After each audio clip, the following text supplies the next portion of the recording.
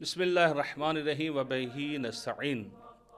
इस्लामी तर्ज़ ज़िंदगी का एक उसूल जो कुरान ने हमें दिया वो ये है कि वो अम्बिया जो इंसान की हिदायत के लिए आए, खुसूसन हज़रत मोहम्मद मुस्तफ़ा सल्लल्लाहु अलैहि वसल्लम, उनकी इताअत करना। कि इसलिए अल्लाह ताला ने कुरान मजीद में जो इरशाद फरमाया, आतिउल्लाह व आतिउर रसूल व उलिल अम्र मिनकुम, अल्लाह की इताअत, रसूल की इताअत और साहिबाने अम्र की इताअत। दूसरी जगह परवरदिगार आलम इरशाद फरमाता है, मन युती रसूल फ़क़द अता अल्लाह, कि जिसने रसूल की इताअत की गोया उसने अल्लाह की इताअत की। तो यकीनन इस्लामी ज़िंदगी का तर्ज़ ज़िंदगी का उसूल यही है कि इंसान अल्लाह के बाद अगर किसी की इताअत उसको करना है तो वह रसूल अकरम सल्लल्लाहु अलैहि वसल्लम है, क्योंकि परवरदिगार आलम ने हमें हुक्म दिया है।